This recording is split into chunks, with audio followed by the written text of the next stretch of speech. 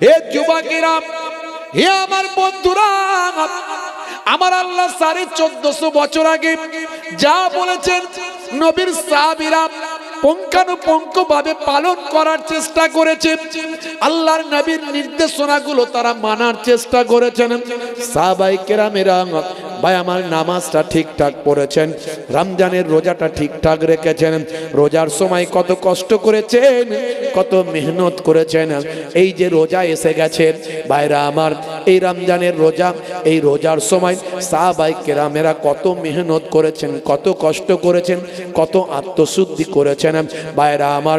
ওয়ানাহারে ওয়ার্দাহারে থেকেও তারা রমজানের কোনো ক্ষতি করেননি, রোজার প্রতি কোনো গাফলতি তাদের ছিল না। বন্ধুরা আমার, মুরব্বিয়ানিরা আমার, আল্লাহর নবীর বাড়িতে খাবার নাই। আম্মা জান ফাতেমাতুজ জোহরা রাদিয়াল্লাহু তাআলা আনহার বাড়িতে খাবার নাই, তারপরেও তারা পানি খেয়ে জীবন যাপন করেছেন।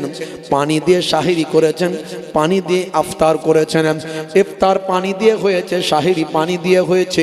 তারপরেও তাদের সামনে যখন কোনো ভিখারি এসে হাত পেতেছে, তারা তাদের যতটুকু খাবার বাড়িতে ছিল ইফতারের জন্য, সেই ইফতারের খাবারটা ভিখারির হাতে তুলে দিয়ে নবিয়ানা আদর্শ পৃথিবীর বুকে নজির রেখেছে। এইভাবে তারা দান সদকা করেছেন। রমজান মাসে বেশি বেশি দান করেছেন। রমজান মাসে ভাই আমার অন্য মাসের তুলনায় 70 গুণ সওয়াব বাড়িয়ে দেওয়া হয়। একটা ভাই আমার নফল ইবাদত সুন্নতের সওয়াব, একটা সুন্নত ইবাদত ফরজের মতো সওয়াব আল্লাহ দান করে দেন। জোরে বলুন সুবহানাল্লাহ। আর একটা ফরজ ইবাদত 70টা ফরজ ইবাদতের সমান করে দেন। রমজানের ফজিলত অনেক আল্লাহ দান করেছেন। এই রমজান মাসে সাহাবায়ে কেরামরা সব সময় কি করে মানুষের খেদমত করা যাবে, দান করা যাবে, কি করে ইফতার করাবো মানুষকে, কি করে সাহরি খাওয়াবো মানুষকে, এই চেষ্টা করতেন সাহাবায়ে কেরামরা। তারা আত্মশুদ্ধি করতেন, নিজেকে পরিশুদ্ধ করতেন, পরিতৃপ্ত করতেন।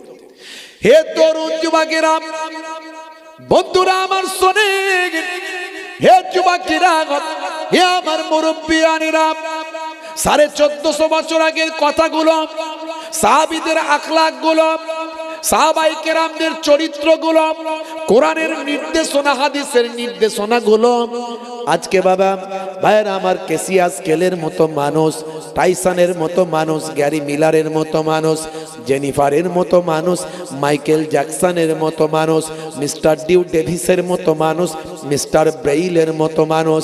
হে তরুণ যুবকেরা, হে আমার মুরব্বিয়ানিরা, শুনে রেখে দিন বাবা, রিচমন্ডের মতো মানুষ, ভাই আমার লরেন্স ব্রাউনের মতো মানুষ, পৃথিবী বিখ্যাত বিখ্যাত নায়ক আর গায়ক, খেলোয়াড়, প্লেয়ার, তারা আজকে আমার নবীর আদর্শকে নিজেদের জীবনে বাস্তবায়িত করল।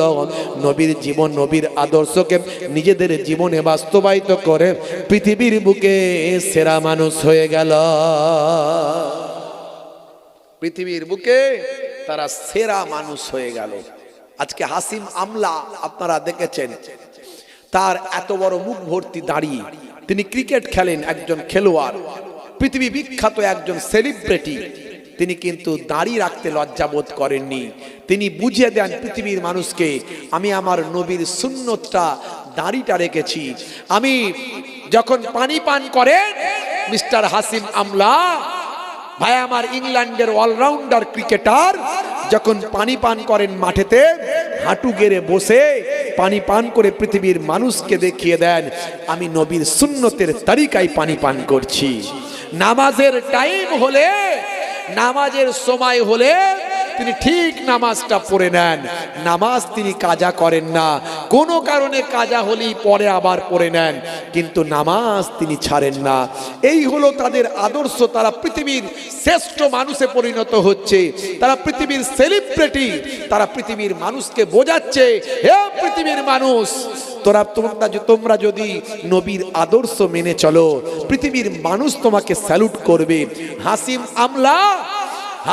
আমলা মঈন আলী খান যে টিমে খেলাধুলা করেন, সেই টিমের বাকিরা তো জিতলি শ্যাম্পেন মানে কি মদ খায়, ওই যে মেডিকেল জুস এইসব করে, এগুলো তাদের খোলা লাইসেন্স, এগুলোর মধ্যে তারা আনন্দ উপভোগ করে। কিন্তু হাসিম আমলা যখন থাকে, মঈন আলী খান যখন থাকে, তাদেরকে বলে আমরা তো একটু বুঝতেই পারছো ভাই, তোমরা একটু, তোমাদের তো চলবে না, তোমরা একটু সাইডে চলে যাও। তাদেরকে পাঠিয়ে দিয়ে তারা আনন্দ করে। তারা এই আনন্দটা এই রকম বড় বড় ব্যক্তিদেরকে সামনে করতে লজ্জা বোধ করে। তারা বলে, হে হাসিম আমলা, হে মঈন আলী খান, তোমরা তো আল্লাহর প্রকৃত বান্দা, নবীর শিষ্য, তোমরা এইসব কাজ তো করবে না, তাই তোমাদেরকে আমরা স্যালুট জানাই। পৃথিবীর বড় বড় ব্যক্তিরা আজকে তারা আমার নবীর আদর্শকে সামনে রেখে পৃথিবীর সেলিব্রিটি হয়েছেন এবং তাদেরকে পৃথিবীর মানুষ স্যালুট করে। জেনে বলবি সুবহানাল্লাহ। ভাইরা আমার, তরুণ যুবকেরা আমার, নিজেকে আত্মশুদ্ধি করতে হবে। একদিকে যেমন নামাজ লাগবে, রোজা লাগবে, সামনে রমজান মাস, রোজা আমাদেরকে আত্মশুদ্ধি করতে শেখায়, তাকওয়াওয়ালা হতে শেখায়। আমরা রোজার মাসে একটু ভেবে দেখুন, একটু ভেবে দেখুন, বাচ্চা থেকে বুড়ো পর্যন্ত যারা রোজা রাখে, তারা ইচ্ছা করলেই লুকিয়ে পানি খেতে পারে। কথা পারে, খেতে পারে না? পারে না? হ্যাঁ, যদি একটু মনে করে যে একটু লুকিয়ে পানি খেয়ে নেবো, কেউ ধরতে পারবে? কেউ পারবে না। সবাই ভাববে রোজাই রেখেছে। কিন্তু যারা রোজা রাখে, লুকিয়ে কি কেউ পানি খায়? লুকিয়ে কি কেউ খাবার খায়? খেয়ে বলে আমি রোজা রেখেছিলাম, কেউ করে কি? করে না। এটাই হলো তাকওয়া, এটাই হলো তাকওয়া। আমার আল্লাহ বলছেন, বান্দারে, হে দুনিয়ার মানুষ শোনো, এই রমজানের মধ্যে তোমাদের জন্য তাকওয়া আছে। ইয়া আইয়ুহাল্লাযীনা আমানু কুতিবা আলাইকুমুস সিয়াম কামা কুতিবা আলাল্লাযীনা মিন ক্বাবলিকুম লাআল্লাকুম তাত্তাকুন।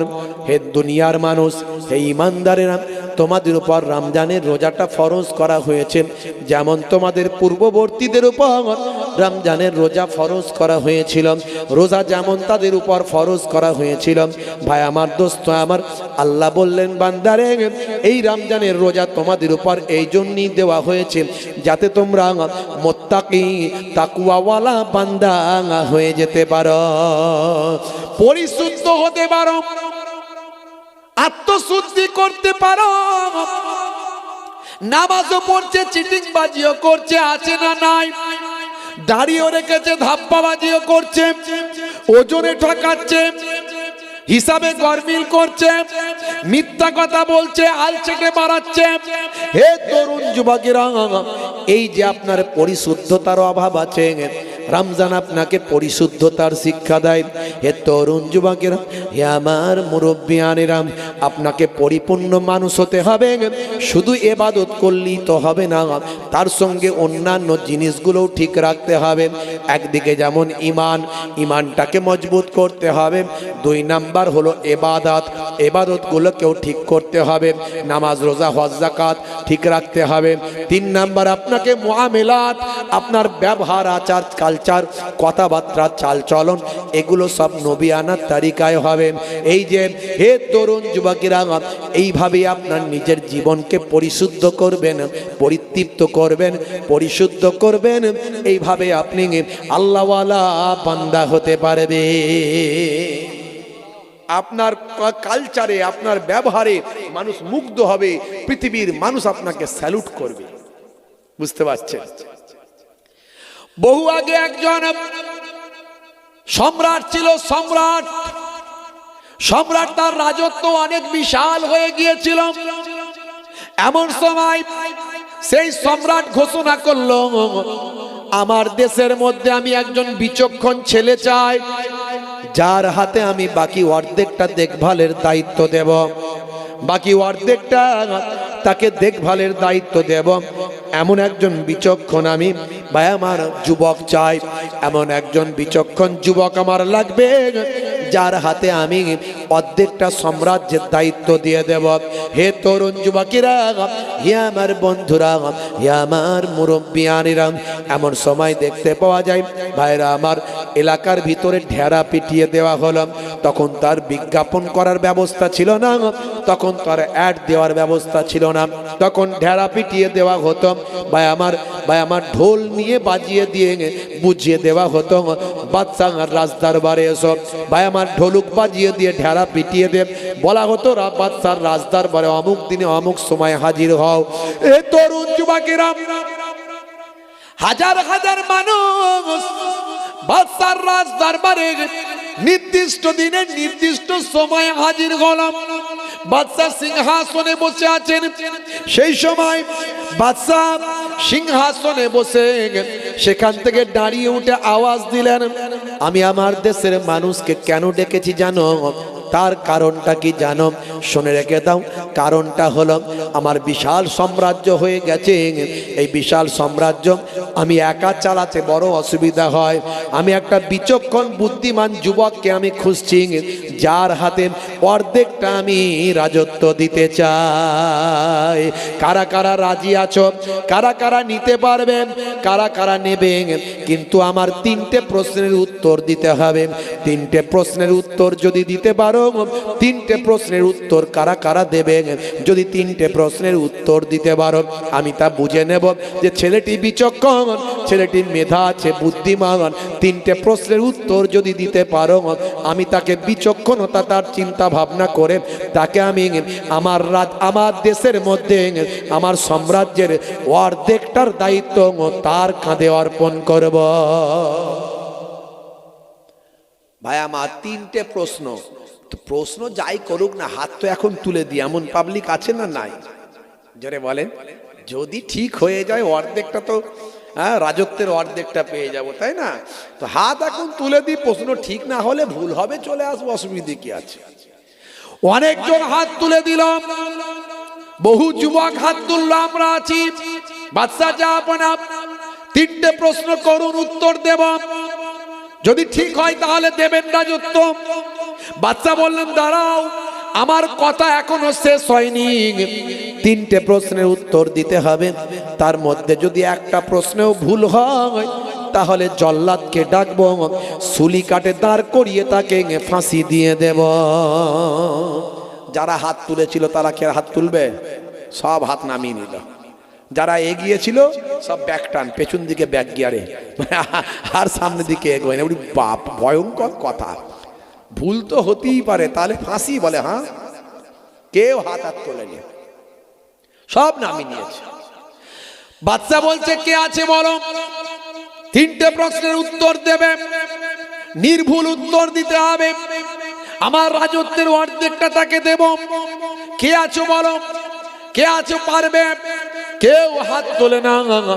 হে তরুণ যুবকেরা, পেছন দিক থেকে একটা যুবক হাতটা তুলে বলল, বাদশা জাহাপনা, আমি আপনার 3টে প্রশ্নের উত্তর দেওয়ার জন্য রাজি হয়ে আছি। বাদশা বললেন, হে ছেলে, নিশ্চয় তো তুমি শুনেছ, একটা প্রশ্ন যদি ভুল হয়ে যায় জল্লাদ ডেকে তাকে ফাঁসি দেওয়া হবে। বলে, কোনো অসুবিধা নাই বাদশা জাহাপনা, আমার আগেও কেউ নাই, আমার পরেও কেউ নাই। আমি বেঁচে থাকলেও কারো খুশি হবার ব্যাপার নাই, আর আমি মারা গেলেও কারো দুঃখ হওয়ার ব্যাপার নাই। তাই আমি এই রিস্কটা, আমি এই চ্যালেঞ্জটা গ্রহণ করে নিতে পারি। বাদশা বলল, ঠিক আছে, তাহলে তাই হোক। বলে, বলেন আপনার 3টে প্রশ্ন। সেই সময় বাদশা বললেন, শোনো হে দুনিয়ার মানুষ, শুনে রেখে দাও, এমন কোন জিনিস বলো, এমন কোন জিনিস যেটা অনেক মূল্যবান, যেটা অনেক মূল্যবান কিন্তু মানুষ নিয়ন্ত্রণ করতে পারে না। এমন কোন জিনিস পৃথিবীতে আছে যেটা অনেক মূল্যবান কিন্তু মানুষ নিয়ন্ত্রণ করতে পারে না, মানুষ নিয়ন্ত্রণ করতে পারে না, এমন কোন জিনিস? হে তরুণ যুবকেরা, এটা হলো আমার 1 নাম্বার প্রশ্ন। 2 নাম্বার প্রশ্নটা শোনো, এমন কোন জিনিস আছে যেটা মানুষের থেকে শক্তিশালী কিন্তু মানুষ নিয়ন্ত্রণ করতে পারে? এটা হলো 2 নাম্বার। 1 নাম্বার হলো এমন কোন জিনিস যেটা অনেক মূল্যবান কিন্তু মানুষ নিয়ন্ত্রণ করতে পারে না। মানুষ সেটাকে নিয়ন্ত্রণ করতে পারে না। এমন অনেক মূল্যবান জিনিস যেটা মানুষ নিয়ন্ত্রণ করতে পারে না, এটা হলো 1 নাম্বার। 2 নাম্বার হলো এমন কোন জিনিস যেটা মানুষের থেকে শক্তিশালী কিন্তু মানুষ সেটাকে নিয়ন্ত্রণ করতে পারে, এটা হলো 2 নাম্বার। আর 3 নাম্বার হলো পৃথিবীর সবচেয়ে বড় সত্য কি আর পৃথিবীর সবচেয়ে বড় মিথ্যা কি, পৃথিবীর সবচেয়ে বড় সত্যটা কি আর পৃথিবীর সবচেয়ে বড় মিথ্যা কি। এই হলো 3টে প্রশ্ন। এই 3টে প্রশ্নের উত্তর যদি দিতে পারো, সবাই যদি মেনে নেয়, সবাই যদি বলে হ্যাঁ ঠিক হয়েছে, আমিও যদি বুঝতে পারি ঠিক হয়েছে, তাহলে আমার রাজত্বের অর্ধেকটা তোমায় দিয়ে দেব। প্রশ্নগুলো মনে হচ্ছে খুব সহজ, তাই তো নাকি? হ্যাঁ হুদা মারাত্মক কঠিন, ভয়ঙ্কর কঠিন। আবার উল্টো পাল্টা হলি ফাঁসি, ছোটখাটো ব্যাপার নয়। তখন ছেলেটি বলল, বাদশা জাহাপনা আপনি এক কাজ করেন, আমাকে একটা দ্রুতগামী ঘোড়া দেন আর কিছু সময় দেন, আমি উত্তর দেবো আপনার। পালিয়ে যাওয়ার ব্যাপার নয়, আমি চলে আসব, আমি উত্তরটা আপনার দিয়ে দেবো, আপনি আমাকে একটা সময় দেন। আমি চাইছি আপনি যদি আমাকে 1 মাস সময় দেন খুব ভালো হয়, তা আমি ঠিক আপনার উত্তরটা এসে দিয়ে যাব। আর শুধু তো ঘোড়াটাই নিয়ে যাচ্ছি, পালানোর কোনো প্রশ্ন নাই। বাদশা বলল ঠিক আছে, আপনার চিন্তা করে বলল ঠিক আছে, তোমার কোনো অসুবিধা নাই, এই একটা আরাবিয়ান দ্রুতগামী ঘোড়া দিয়ে দাও। আর মনে রাখবে চ্যালেঞ্জ কিন্তু গ্রহণ করেছো, বাদশার সঙ্গে পাকামো করলে হবে না। এত মানুষের সামনে চ্যালেঞ্জ গ্রহণ করেছো, পালিয়েই বা যাবে কোথায়? দুনিয়ার যে মূল্য কি যাও না কেন, আমার সৈন্যরা খুঁজে নিয়ে আসবে, তোমাকে নিয়ে এসে ফাঁসিতে চড়িয়ে দেওয়া হবে। 1 মাস তোমাকে সময় চাইছো, দিয়ে দিলাম, যাও। হে তরুণ যুবকেরা, বন্ধুরা আমার শোনেন, সেই যুবকটি রাজ দরবার থেকে দ্রুতগামী ঘোড়াটা নিয়ে বেরিয়ে গেল। তার কিছুই নাই, ঘর নাই, বাড়ি নাই, এখানে ওখানে থাকে, এইভাবে জীবন যাপন করে। বাপ নাই, মা নাই, ভাই নাই, বোন নাই, বউ নাই, ছেলে নাই, একেবারে সে একা। হে তরুণ যুবকেরা, সেই যুবক ছেলেটি, ভাই আমার ছিমছিমে পাতলা যুবক ছেলেটি দ্রুতগামী ঘোড়াটা চেপে রাজ দরবার থেকে বেরিয়ে গেল। অনেকেই মনে করেছিল মনে হয় ছেলেটার কোনোদিন ফিরবে না। বাদশার বিশ্বাস ছিল যদি সে না ফেরে আমার সৈন্য দিয়ে হলেও তাকে ধরে নিয়ে আসবো, কারণ বাদশার সঙ্গে পাঁইতারা চলবে না, বাদশার সঙ্গে ভাই আমার এই মস্করা চলবে না, বাদশার সঙ্গে এই রকম মজাক করা চলবে না। এর শাস্তি তাকে আমি দেব যদি সে নির্দিষ্ট সময়ের মধ্যে না আসে। 1 মাস তার হাতে সময় দেওয়া হলো। এই 1 মাস ধরে পৃথিবীর এদিক থেকে ওদিক পর্যন্ত তার যতটুকু ক্ষমতা ততটুকুর ভিতরে বিভিন্ন দিকে সে ঘোড়া নিয়ে ছুটে বেড়াতে লাগলো। যত বড় বড় পণ্ডিত, যত বড় বড় জ্ঞানী মানুষের সন্ধান পেল, তার কাছে গিয়ে হাজির হয়ে বলল, আমার 3টে প্রশ্নের উত্তর দিন, যা চাইবেন আমি আপনাকে তাই দেব। বড় বড় বিজ্ঞ পণ্ডিত জ্ঞানীগণী মানুষেরা প্রশ্ন শুনে মাথা খারাপ, বলে এর প্রশ্নের আবার উত্তর কি দেবো রে বাবু, এ কি প্রশ্ন আর কি বা উত্তর হবে? বড় বড় পণ্ডিত, গবেষক, বড় বড় রাইটার, অথার, তারা উত্তর দিতে পারছে না, তারা কেউ অ্যান্সার দিতে পারছে না। এবারে যত সময় কাছে আসছে, এবার ছেলেটি মরার ভয় পাচ্ছে। এতদিন বুক ফুলিয়ে বলছি না আমার আগেও কেউ নাই, পরেও কেউ নাই, আমি বাঁচি আর মরি কি আছে। এখন মৃত্যুর সময় যত এগিয়ে আসছে, মানে সময় যত কাছাকাছি হয়ে যাচ্ছে, এবারে কিন্তু সত্যি সার বুকটা ডিপ ডিপ করছে, মনে হয় আমার আর বাঁচা হবে না। আর বাবিত কোথায় পালাবো, বাচ্চা ঠিক ধরে নিয়ে আসবে।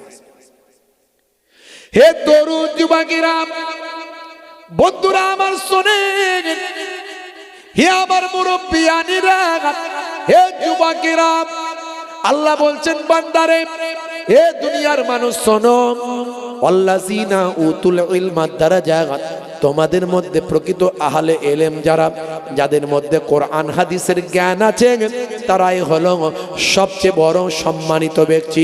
সবচেয়ে বেশি সম্মানিত ব্যক্তি হলো তারা, নেতা মন্ত্রীরা, মহারাজ ডাক্তার, ইঞ্জিনিয়ার, ভাই আমার যত বড়ই পণ্ডিত হোক না কেন পৃথিবীতে, যাদের মধ্যে কোরআনের জ্ঞান আছে, যাদের মধ্যে হাদিসের জ্ঞান আছে, তারা হলো তোমাদের মধ্যে সবচেয়ে বড় জ্ঞানী মানুষ, তারাই হলো তোমাদের মধ্যে সবচেয়ে বেশি সম্মানীয়। কোরআনের ওসিলায়, হাদিসের ওসিলায়, আল্লাহ এবং নবীর জন্য আলেমে হাক্কানীদের অনেক সম্মান। কিন্তু সে আলেমরা এখন ভাই আমার কি বলবো, এক শ্রেণীর আলেম শুধু পড়ে শুনে আলেম হয়েছে দুনিয়াবি ফায়দার জন্য। এখনকারের একটা শ্রেণীর আলেম, তাদের মধ্যে বা আমল নাই, মানে আমলওয়ালা, যা পড়েছি তা অ্যাপ্লাই করছি, যা জানে সেটাকে পৃথিবীতে অ্যাপ্লাই করে, এই রকম আলেম আজকাল কমে গেছে। এখন দেখছে বেশ ভালোই তো ওয়াজ করলি, ভালো ইনকাম, একটু গলাটাকে বাগালে আর পড়াশোনার দরকার নাই। এখন বিনা পড়েও তো কত বক্তা, আবার পড়াশোনা করেও আলেম আবার হয়েছে, কিন্তু বা আমলওয়ালা নাই, নামাজ নাই, শরিয়ত নাই, দিন নাই, আদর্শ নাই, আখলাক নাই, মুআমেলা নাই, ভাই আমার চরিত্র নাই, কালচার নাই, ভাই আমার কি বলবো, নাই সেগুলো। গীবত, চগলখড়ি এইসব নিয়ে আছে। মজলিসে বসে বসে একে আলেম আর এক আলেমের সমালোচনা করছে, নাম ধরে ধরে গীবত করছে, চগলখড়ি করছে, বুঝতে পারছেন? যেগুলো তারা ওয়াজে বলছে সেগুলো অ্যাপ্লাই করে না। এখন এরকম আলেম আছে। আবার অরিজিনাল হাক্কানি আলেমও আবার আছে, যারা হলো নবীদের ওয়ারিস। জোরে বলুন সুবহানাল্লাহ। জোরে হবে না?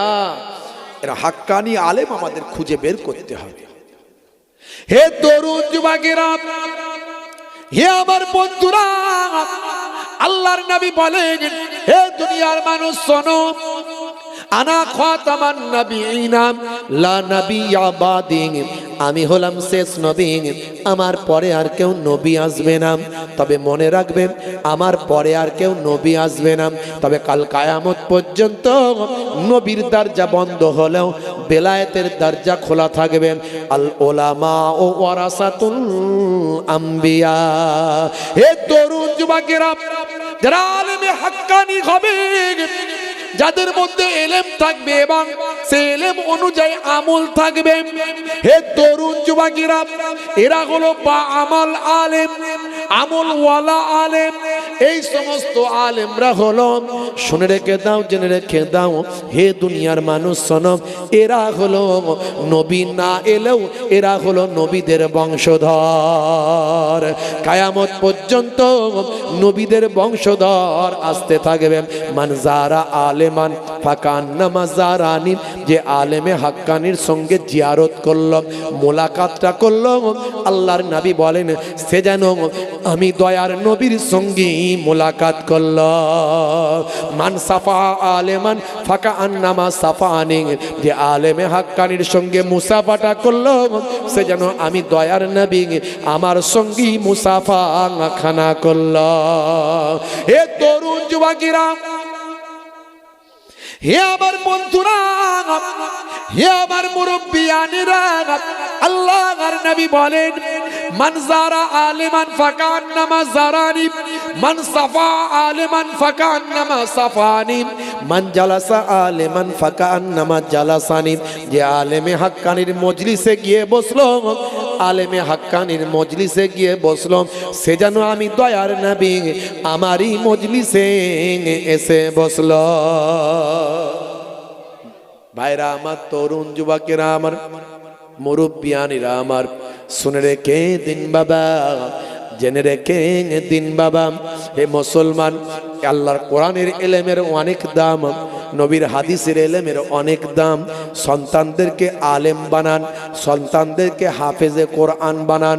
আমি তাই গর্ব করে বলি, 24 পরগনা ছিল বলে পশ্চিমবঙ্গের প্রত্যেকটা কম বেশি মসজিদে 24 পরগনার আলেম হাফিজরা সেখানে গিয়ে মুসলমানদের দিন শেখাচ্ছে। 24 পরগনা আছে বলে সবচেয়ে বেশি, পশ্চিমবঙ্গের সবচেয়ে বেশি 24 পরগনায় আলেম হাফিজের আল্লাহ কারখানা বানিয়েছে। আর এখান থেকেই সবচেয়ে বেশি আলেম হাফিজ, যারা বলেন সুবহানাল্লাহ। আল্লাহ করে প্রত্যেকটা ঘরে একটা করে আলেম হাফেজ তৈরি করুন। অনেক মর্যাদা, অনেক সম্মান, অনেক আল্লাহ ইজ্জত দিয়েছেন আলেম হাফেজদের। তারা হলো সবচেয়ে বেশি সম্মানিত ব্যক্তি। জোরে বলুন সুবহানাল্লাহ। ভাইরা আমার, তরুণ যুবকেরা আমার, হে আমার মুরব্বিয়ানেরা, কোরআনের এলেমটাই হলো সবচেয়ে বড় এলেম, হাদিসের এলেমটা হলো সবচেয়ে বড় এলেম। কোরআনের মধ্যে কি নাই ভাই আমার? সাহিত্য আছে, কোরআনের মধ্যে আছে গ্রামার, কোরআনের মধ্যে আছে সাহিত্য, কোরআনের মধ্যে আছে ম্যাথামেটিক্স, কোরআনের মধ্যে আছে ফিজিক্স, কোরআন মাজিদের মধ্যে আছে সায়েন্স, কোরআন মাজিদের মধ্যে আছে ফিলোসফি, কোরআন মাজিদের মধ্যে আছে হিস্ট্রি। কোরআন মাজিদের মধ্যে কি না? হে তরুণ যুবকেরা, কোরআন মাজিদ একটা কিতাব, সেই কিতাব থেকে ব্যাখ্যা করে সেখান থেকে তার নির্যাসটাকে বের করার জন্য এক একটা অধ্যায় তৈরি হয়েছে, এক একটা ইনস্টিটিউট তৈরি হয়েছে। কোরআন মাজিদকে সামনে রেখে একটা ব্যাখ্যার লাইব্রেরি হয়েছে, ব্যাখ্যার একটা ইনস্টিটিউট হয়েছে ভাই আমার। সেটা হলো তাফসীর ডিপার্টমেন্ট, একটা ডিপার্টমেন্ট হয়ে গেছে, একটা ইউনিভার্সিটি হয়ে গেছে, একটা ইনস্টিটিউট হয়ে গেছে, একটা ভাই আমার পাঠ তৈরি হয়েছে।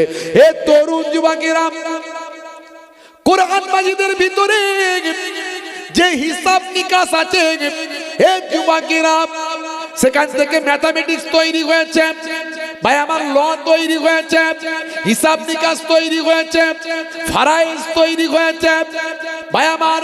তরুণ যুবকেরা, আমার মুরব্বিয়ানেরা, বন্ধুরা আমার, তরুণ যুবকেরা আমার, মুরব্বিয়ানেরা, শুনে রেখে দিন বাবা ভাই আমার, দোস্ত আমার, পিতার সম্পত্তি থেকে পুত্র কতটা পাবে, কন্যা কতটা পাবে, নিখুঁত হিসাব সেখানে দেওয়া আছে কোরআন মাজিদ থেকে ভাই আমার। সেখানে একটা ডিপার্টমেন্ট হলো ফারাইজের ডিপার্টমেন্ট, অর্থাৎ অঙ্কের হিসাবের ডিপার্টমেন্ট, ম্যাথের ডিপার্টমেন্ট, ফারাইজের ডিপার্টমেন্ট তৈরি হয়ে গেল। হে তরুণ যুবকেরা, পুত্র কতটা পাবে, কন্যার কন্যা কতটা পাবে ভাই আমার, দোস্ত আমার। এই যে সম্পত্তির হিসাব নিকাশ ভাই আমার একটা ম্যাথ ডিপার্টমেন্ট তৈরি হলো। হে যুবকেরা, হে আমার বন্ধুরা, কোরআন মাজিদকে সামনে রেখে ল সেকশন তৈরি হলো, আইন বিভাগ তৈরি হলো, বিচারক হলো, কাজী হলো ভাই আমার। হে যুবকেরা, হে আমার মুরব্বিয়ানেরা, শুনে রেখে দিন বাবা, জেনে রেখে দেন, কোরআন মাজিদকে সামনে রেখে কোনটা হারাম, কোনটা হালাল, কোনটা জায়েজ, কোনটা না জায়েজ, কোনটা চলবে, কোনটা চলবে না, কোন কাজটা করা যাবে, কোনটা করা যাবে না, এইভাবে একটা ইসলামিক ল সেকশন তৈরি হয়ে গেল। আলাদা একটা ইউনিভার্সিটি হলো, আলাদা একটা দপ্তর তৈরি হলো, আলাদা একটা ভাই আমার আলাদা একটা সেক্টর তৈরি হয়ে গেল। হে যুবকেরা, হিস্ট্রি তো আছেই, লুত নবীর জামানার ইতিহাস, হুদ নবীর জামানার ইতিহাস, ইব্রাহিম নবীর জামানার ইতিহাস, মুসা নবীর জামানার ইতিহাস। ইতিহাসের ডিপার্টমেন্ট তৈরি হলো, একটা ইতিহাসের একটা সেকশন তৈরি হয়ে গেল। বিজ্ঞান সায়েন্স যদি খোঁজেন, সায়েন্সের ডিপার্টমেন্ট তৈরি হলো কোরআন মাজিদকে সামনে রেখে। হে তরুণ যুবকেরা, উদাহরণ একটা দিক, বেশি উদাহরণ আপনাদের মাঝখানে দেব না। হে যুবকেরা, বন্ধুরা আমার, শোনেন, 1450 বছর আগে সূরার নাম সূরা নাবা, আয়াত নাম্বার হলো 10। এই 10 নাম্বার আয়াতে যাবেন, আমার আল্লাহ বলছেন, হে দুনিয়ার মানুষ শোনো, আমি আল্লাহ তাআলা তোমাদের জন্য ঘোষণা করি, ওয়া জাআলনাল লাইলা লিবাসা, রাতকে আমি তোমাদের জন্য পোশাক বানিয়ে দিয়েছি। পোশাকের কাজ ঢেকে রাখা না ফাঁকা রাখা? আপনারা সবাই কি বলেন? ফাঁকা রাখা কেউ বলছে না তো? পোশাক কি করেছে? শরীরকে ঢেকে রেখেছে। আল্লাহ বলছেন, রাতকে তোমাদের জন্য পোশাক বানিয়েছি। তার মানে রাতের বেলা তুমি এমন ভাবে থাকবে, রাত যেন তোমাকে ঢেকে রাখে। জোরে হবে না? জোরে হবে না। আর ডাইরেক্ট নবী পাকও বলেছেন, যখন তুমি ঘুমাতে যাবে আলোটা বন্ধ করে দেবে, মানে অন্ধকারে ঘুমাবে। 1450 বছর আগের কথা ভাবুন। আমি এত কথা বলছি তো একটা উদাহরণ দিচ্ছি, সব উদাহরণ দিতে পারবো, কিন্তু সে সময় তো আমার নাই। অল্প কথা বলতে হবে, কাজ অনেক বেশি, তাই না? অল্প কথায় অনেক কথা বোঝাতে হবে। এখনো 3টে প্রশ্নের মধ্যে দিয়ে যে কি আছে সেটা তো পরে বোঝাতে হবে।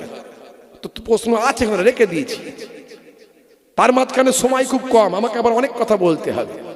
শুধু তো আমি 3টে প্রশ্নের উত্তর দিয়ে চলে গেলাম, আপনি সকালবেলা ও কি আজ হলো হুজুর 3টে প্রশ্ন শুধু উত্তর দিয়ে চলে গেল, হয়তো ওর মধ্যে অনেক কিছু আছে, তার পারিপার্শ্বিক আবার ডাইরেক্ট অনেক কিছু বোঝাতে হবে, আপনাকে কথা বলতে হবে। কেন আপনি কোরআন মাজিদ পড়বেন? কেন পৃথিবীর মানুষ কোরআনের পিছনে ছুটছে? কেন ক্যাসিয়া স্কেলের মতো মানুষ, গ্যারি মিলারের মতো মানুষ, জেনিফারের মতো মানুষ কোরআন মাজিদ পড়ে কোরআনে মুক্ত হলো? অনেক কথা, একটা উদাহরণ দিচ্ছি, উদাহরণ অনেক আছে আমার, কিছু কম বেশি 50টা এমন উদাহরণ দিতে পারবো, আমার হৃদয়ে রাখা আছে কম বেশি। ভাইরা আমার, রাতের বেলা আল্লাহ বললেন রাতকে তোমাদের জন্য পোশাক বানিয়েছি। পোশাকের কাজ হলো শরীরকে ফাঁকা রাখা, তাই তো নাকি? হ্যাঁ হুদান বলছে হ্যাঁ। বলছি পোশাকের কাজ শরীরকে ফাঁকা রাখা, বলছে হ্যাঁ। ও আজ শুনছেন তো নাকি? শরীরকে ঢেকে রাখা, তাই তো নাকি? হ্যাঁ, তো যাই হোক, পোশাকের কাজ শরীরকে ঢেকে রাখা। নবীও বললেন অর্থাৎ রাতকে তোমাদের জন্য পোশাক বানিয়েছি, মানে রাতের বেলা এমন ভাবে থাকবে রাত যেন, অন্ধকার যেন তোমাদের ঢেকে রাখে, তার মানে অন্ধকারের ভিতরে থাকবে। আর ডাইরেক্ট নবী পাক সাল্লাল্লাহু আলাইহি ওয়াসাল্লাম এই ব্যাখ্যাগুলো আরো ক্লিয়ার করে দিয়েছেন, হাদিসের মধ্যে আরো ব্যাখ্যাগুলো ক্লিয়ার হয়েছে। এই জন্য কোরআনের ব্যাখ্যা হাদিস বলা হয়, কোরআনের সবচেয়ে বড় ব্যাখ্যা হলো হাদিস।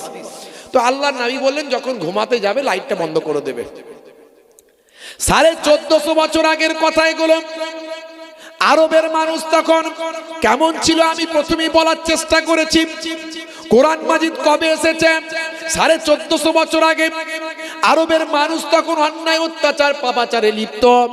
তাদের মধ্যে এসব কথাবার্তা তো আসার কথা না হয়, তাদের মধ্যে এই চিন্তা ভাবনা তো আসার কথা নয়। এ তরুণ যুবকেরাম 1450 বছর আগে আল্লাহ বললেন রাতকে পোশাক বানিয়েছি, অর্থাৎ পোশাকের কাজ হলো ঢেকে রাখা। রাতের বেলা এমন ভাবে থাকবে রাত যেন তোমাদের ঢেকে রাখে। হে যুবকেরা, হে আমার মুরব্বিয়ানিরা, 1450 বছর আগে নবী বললেন যখন ঘুমাতে যাবে লাইটটা বন্ধ করে দেবেন। 1450 বছর আগে কোনো প্যাথোলজি ছিল না, কোনো আল্ট্রাসাউন্ড ছিল না, ইউএসজি মেশিন ছিল না, ইকোকার্ডিওগ্রাফি মেশিন ছিল না, বা আমার স্টেথোস্কোপ, ব্যারোমিটার, থার্মোমিটার ছিল না, কোনো বাবা গুগল ছিল না, কোনো বাবা এআই ছিল না। 1450 বছর আগে আর্টিফিশিয়াল ইন্টেলিজেন্স ছিল না, কোনো নাসা ছিল না, ইসরো ছিল না, বা আমার 3G 4G 5G 6G ছিল না। হে তরুণ যুবকেরা, 1450 বছর আগের কথা আজকের বিজ্ঞানের গবেষণা হলো, এই 21শ শতাব্দীতে বিজ্ঞানের ডেভেলপমেন্ট হলো। হে তরুণ যুবকেরা, বিজ্ঞানীরা গবেষণা করে দেখলো রাতের বেলা যদি অন্ধকারের ভিতরে ঘুমানো হয়, মাথার পেছন সাইড থেকে একটা হরমোন নিঃসৃত হয়। এই হরমোনটার নাম হলো মেলাটোনিন হরমোন। এই হরমোনটা মাথার পেছন সাইড থেকে বের হয়, শুধু কেবলমাত্র অন্ধকারের ভিতরে ঘুমালেই তবে বের হয়, অন্ধকারের ভিতরে না ঘুমালে এই হরমোনটা বের হবে না। এটা হলো স্পেশাল হরমোন। হে তরুণ যুবকেরা, এই স্পেশাল হরমোনটা এর নাম হলো মেলাটোনিন হরমোন। এই মেলাটোনিন হরমোনটা মাথার পেছন সাইড থেকে বের হয়ে রক্তের সঙ্গে মিশে গিয়ে আমাদের শরীরকে ক্যান্সারের মতো ভয়ঙ্কর জীবাণু থেকে রক্ষা করে দেয়। একটু কল্পনা করুন, ভাবুন কি কথা শুনছি আমরা। আজকে যেটা বিজ্ঞানের আবিষ্কার হলো 1450 বছর আগে কোরআনে সে কথা আগেই আল্লাহ লিপিবদ্ধ করে দিলেন। এর দ্বারাই প্রমাণ হয় কোরআন সত্য, নবী সত্য, আল্লাহ সত্য। এই জন্য কোরআনের জ্ঞান হচ্ছে সবচেয়ে উপরে। জোরে বলুন সুবহানাল্লাহ। বিজ্ঞান এখনো সারা বিশ্ব ব্রহ্মাণ্ডে যা আছে তার 1% আবিষ্কার করতে পারেনি। আর কিছু মানুষ বিজ্ঞান বিজ্ঞান করে লাপায়, বলে বিজ্ঞান যা বলেছে ওটাই ঠিক, বাকি সব ভুল। হ্যাঁ, বিজ্ঞান বলেছে নাকি বানর থেকে মানুষ, আগে নাকি মানুষের লেজ ফেস ছিল, এ ডাল থেকে ও ডাল ছুটে ছুটে বেড়াতো, তাই তো নাকি? তাহলে আমাদের পূর্বপুরুষরা তাই করতো নাকি? এ ডাল থেকে ও ডাল ছুটে ছুটে বেড়াতো, বানরের মতো লাপাতো, তাই তো নাকি? বলে বানর থেকে আস্তে আস্তে নাকি মানুষ হয়ে গেছে। কিছু যুবক ছেলে বলে তাই ভালো, ওটাই ঠিক। হ্যাঁ, এই হুজুরদের কথা ভুল, কোরআন আবার ঠিক বলে নাকি? কোরআন বলে ধর বাবু, সব কথা ঠিক নয়। আমার আল্লাহ তাআলা কম বেশি আজ থেকে 9000 বছর আগে পৃথিবীর বুকে বিনা পিতায়, বিনা মাতায়, আমার আল্লাহ কুদরতি ক্ষমতায়, ভাই আমার প্রথম নিজের মাটির পুতলা থেকে, মাটি থেকে, পানি থেকে শুরু করে ভাই আমার আপনার বিভিন্ন রকম উপাদান দিয়ে, 5টা উপাদান দিয়ে আমার আল্লাহ প্রথম হযরতে আদম নবীকে পুতলা বানিয়েছিলেন। সেই পুতলা তৈরি আজও হয় দেখবেন রাস্তাঘাটে, কিন্তু রূহ নাই। আমার আল্লাহ রূহ দান করে আদম নবীর নাকের ভিতর থেকে শরীরের ভিতরে রূহটাকে দিলেন। পরবর্তীকালে অনেক ঘটনা, সেই রূহটা দিয়ে আমার আল্লাহ আদম নবীর জন্মদান করে দিলেন। জোরে হবে না ভাইরা আমার? জান্নাতে তৈরি করেছিলেন আমার আপনার নবী হযরতে আদম আলাইহিস সালাতু ওয়াস সালামকে, আদি পিতা। পৃথিবীর বুকে আমার আল্লাহ পাঠালেন আজ থেকে কম বেশি ৯০০০ বছর আগে, জান্নাত থেকে বের করে দিলেন। ইতিহাস বলছে, হে তরুণ যুবকেরা, হে আমার বন্ধুরা, এই জন্য কোরআনের ইলম সবচেয়ে বড় ইলম। হে যুবকেরা, সেই কোরআনের জ্ঞান একটু অর্জন করুন। বাচ্চা বেলা একটু সন্তানদের কোরআনের ইলম দিন, কোরআনের জ্ঞান দিন। তারপর আপনার ছেলেটাকে ডাক্তার করুন, মাস্টার করুন, বা আমার হায়ার এডুকেটেড করুন, আইএস আইপিএস WBCS অফিসার করুন। এই কয়েকদিন আগে আপনারা দেখেছেন হায়দ্রাবাদের ছেলেটা, নাম হলো মুস্তাফা হাসমি, বাচ্চা বেলায় হাফেজে কোরআন হয়েছিল, আল্লাহর কোরআন মাজিদটা মুখস্থ করেছিল। তারপর তার মেধা, তার ভাই আমার স্মরণ শক্তি, তার তীক্ষ্ণ ব্রেন আমার আল্লাহ এত মজবুত করেছিলেন, প্রথম চান্সেই সে মেডিকেলে চান্স পেল এবং খুব সহজে ডাক্তার হয়ে গিয়েছিল। MBBS ডাক্তার হওয়ার পরে তার মনে হলো, তার কনফিডেন্স এত বেড়ে গেল, বয়স অল্প অবস্থায় হাফেজ হয়েছে, আবার ডাক্তারও হয়েছে। এবার তার মনে হলো আমি IPS অফিসার হব, WBCS পরীক্ষা দেব। হে তরুণ যুবকেরা, হে আমার মুরব্বিয়ানেরা, এক চান্সে WBCS পরীক্ষা দিয়ে তিনি IPS অফিসার হয়ে গেলেন। ঝাড়খণ্ডের মতো জায়গায় সেখানে তিনি পোস্টিং থেকে মানুষের খেদমত করছেন, সমাজের খেদমত করছেন, অসহায় মানুষদের সেবা করছেন, নবীর আদর্শ মানুষের কাছে ছড়িয়ে দিচ্ছে। কোরআনের ইলম আপনাকে উচ্চ জায়গায় পৌঁছে দেবে। শুধু আপনি ইমাম সাহেব হওয়ার জন্য কোরআন শিখবেন তা নয়, কোরআন শিখবেন ভাই আমার পৃথিবীর শ্রেষ্ঠ মানুষ হওয়ার জন্য। কোরআন আপনাকে সে জ্ঞান দেবে, ইলম দেবে।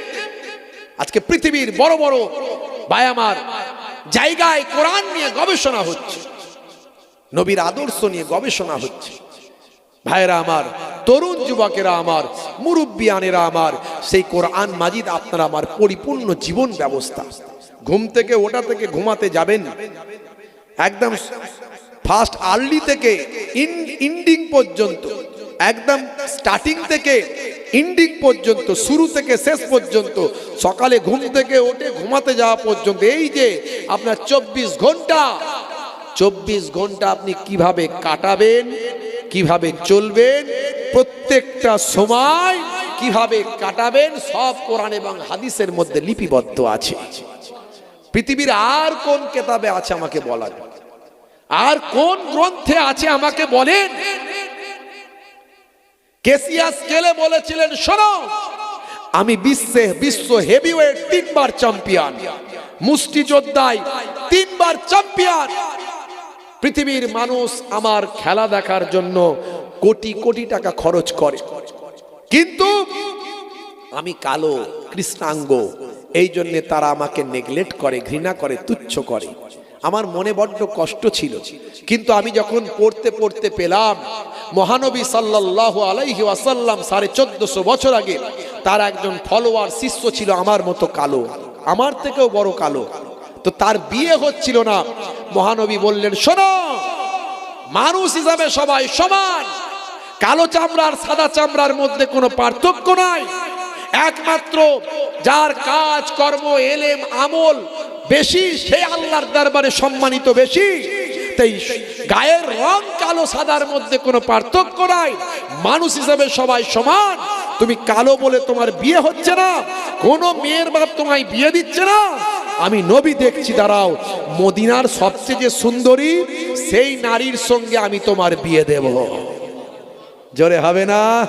আর পৃথিবীর মানুষকে এই মেসেজ দেব, ইসলামে কালো আর সাদার কোনো পার্থক্য নাই।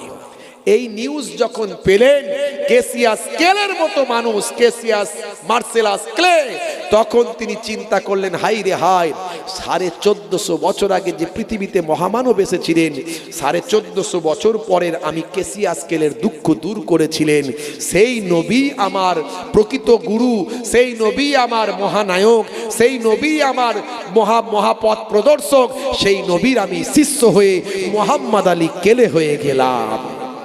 দেখেছেন ইসলামে কি নাই?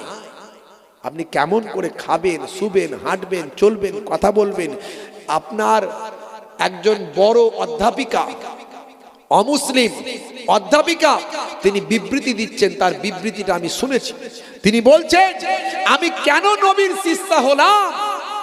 আমি এই জন্যই হলাম, আমার দুঃখ দুর্দশা 1450 বছর আগে আমার নবী দূর করে দিয়েছেন। আমি একজন অধ্যাপিকা, আমি একজন গবেষক, আমি বিভিন্ন ছোটখাটো বিষয় নিয়ে একটু ডিপলি চিন্তা করি। আমি সবসময় কষ্ট পেতাম যখন আমি কাউকে আমার মনের দুঃখটা বলতাম। আমি দেখেছি কয়েক মুহূর্তের মধ্যে আমি আমার কথা শেষ করিনি, তার আগেই সে তার কথা বলা শুরু করেছে। অর্থাৎ আমার দুঃখ কেউ কমপ্লিট শুনছি না। আমার কষ্টটা কারো কাছে শেয়ার করে মনটাকে একটু হালকা করব, কিন্তু আমি শুধু জাস্ট বলা শুরু করেছি, কয়েক মুহূর্ত পরেই সে কথা বলা শুরু করেছে। অর্থাৎ আমার কথা শুনতে কেউ রাজি নয়, কেউ রাজি নয়, কেউ কারো কথা শুনতে রাজি নয়। আপনি একটু দেখবেন, আপনার মনের কথা কাউকে শোনান, ভাই জানিস তো শরীরটা একদম ভালো নয়, মন মানসিকতা একটু খারাপ, পরিস্থিতিটাও খারাপ, একটু বলেন। সে তখন বলবে, তোর কি শরীর খারাপ? তোর থেকে আমার বেশি শরীর খারাপ। মানে আপনার কথা তো পুরোটা শুনবি না, তার আগে নিজের কথা বলা শুরু করে দেবে। এইরকম মানুষ আপনি পাবেন না যে কমপ্লিট আপনার কথাটা সে শুনবে, অন্তত একটা সময় পর্যন্ত শুনে আপনাকে স্বস্তি দেবে। 1450 বছর আগে নবী বলেছেন, ভাই আমার ওই ম্যাডাম বলছেন, ওই অধ্যাপিকা বলছেন, নবীর যখন আমি হাদিসটা পড়লাম, নবী বলছেন, যদি তোমার কাছে কেউ তার দুঃখ কষ্টের কথা বলে, তুমি মন দিয়ে তার কথাটা শোনো, যাতে করে তার হৃদয়টা পরিশুদ্ধ হয়, পরিতৃপ্ত হয়। জোরে বলুন সুবহানাল্লাহ। আমি পড়ে মুগ্ধ হলাম, আমি জেনে মুগ্ধ হলাম, আমি বিশ্বাস করলাম যে নবী সামান্য আমার এই দুঃখের কথাও খবর রেখেছেন, সেই নবী তো আমার পথ প্রদর্শক হবেন, তিনিই তো মহানায়ক মহাগুরু হবেন। আমি তার শিষ্যত্ব গ্রহণ করেছি।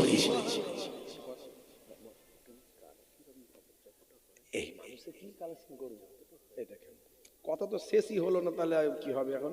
আমি পরে ভাইকে দিয়ে করাবো, সবচেয়ে ভালো।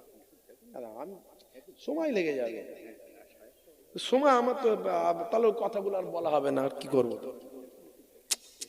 তো কালেকশনের মধ্যে একটা পরিস্থিতি আছে, একটা সেই তৈরি করতে হয়। সেগুলো মুখে বললি লোককে দেবে না, লোকে বললি দেবে না, এটা সঙ্গে সঙ্গে। আমি তখন ভাইরা বলছিলাম, আমি বললাম ভাইকে দিয়ে করবেন, বলে দিয়েছিলাম তখন আমি। দরুদ শরীফ আল্লাহুম্মা, ওয়াজ করতে হয়, সেভাবে পরিবেশ তৈরি করতে হয়। হুট করে বললি লোকে দেবে না, মন বের করা সহজ নাকি?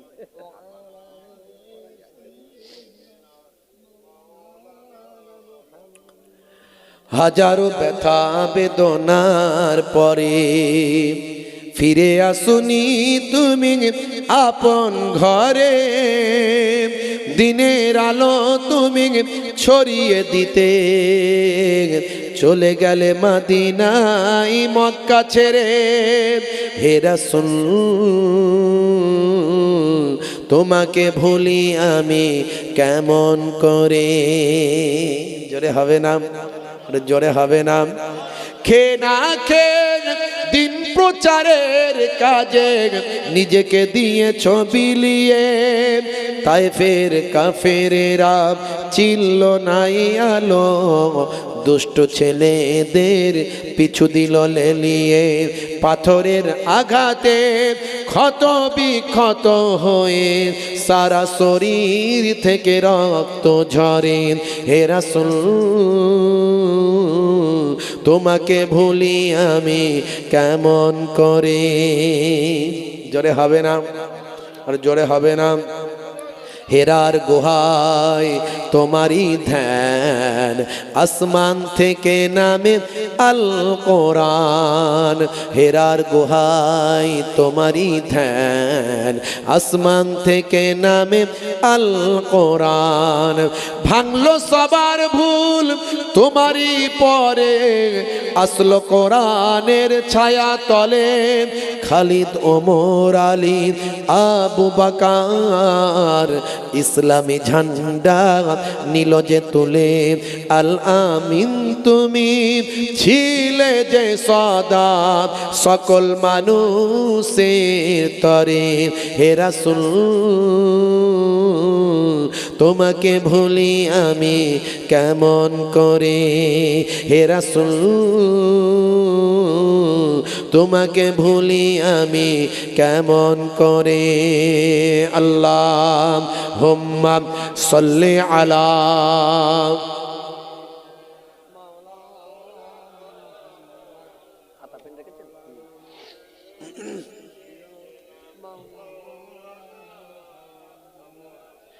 হে তরুণ যুবকেরা, হে আমার বন্ধুরা, হে আমার মুরব্বিয়ানিরা, শুনে রেখে দিন বাবা, এমন সময় ছেলেটির হাতে সময় কম।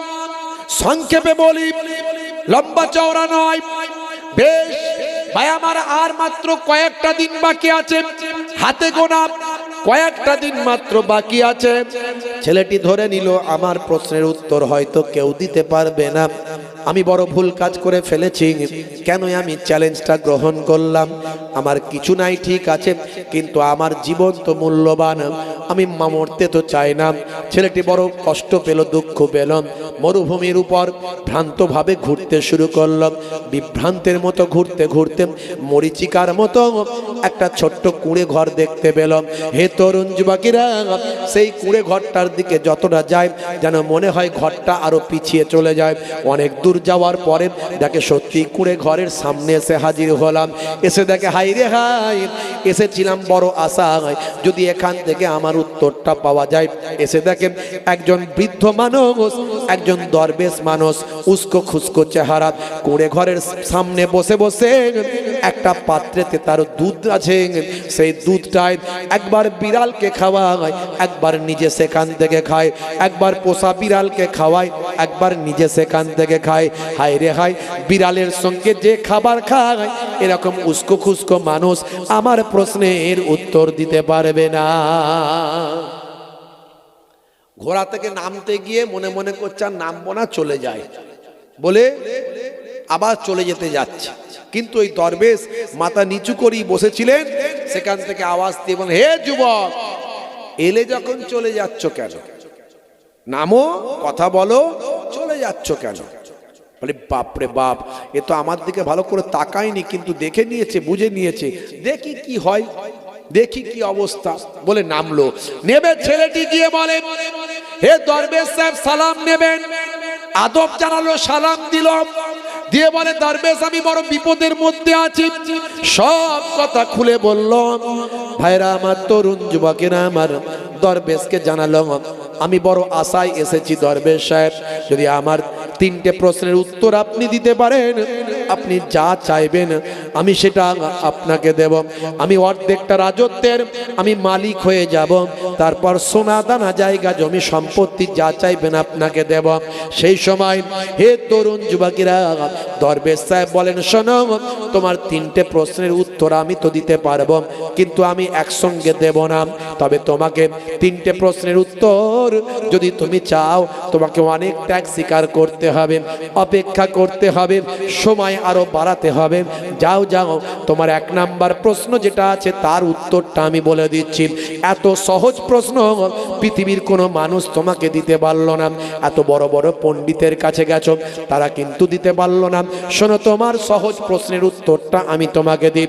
হে বাবা, ছেলে শোনো, তোমার এক নাম্বার প্রশ্ন ছিল, এমন কোন জিনিস যে জিনিস খুবই মূল্যবান কিন্তু কেনা যায় না, কিন্তু কেনা যায় না, এত মূল্যবান জিনিস পৃথিবীর মানুষ কেউ তাকে কিনতে পারবে না, এটা কোন জিনিস?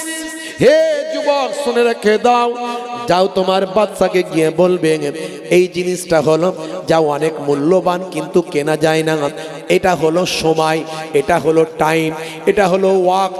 যাও যাও যাও, যা গিয়ে তোমার বাচ্চাকে বলে দেবে টাইম হলো অনেক মূল্যবান, সময় হলো অনেক মূল্যবান, কিন্তু সময়কে কেউ কিনতে পারে না। তখন ছেলেটি আনন্দিত হলো, আরে বাপ রে বাপ, আমার তো উত্তর সঠিক দিয়েছে। বলে দরবেশ সাহেব শুক্রিয়া শুক্রিয়া, ধন্যবাদ, আলহামদুলিল্লাহ, আপনি যা চাইবেন তাই আপনাকে দেব। তো আর দুটো বলেন। বলে আর দুটো হবে না। বলে সর্বনাশ, আর দুটো হবে না মানে? বলে হ্যাঁ, এই একটা গিয়ে আগে বলে তুমি বাচ্চার কাছ থেকে আরো টাইম বাড়িয়ে নাও, সময় বাড়িয়ে নাও।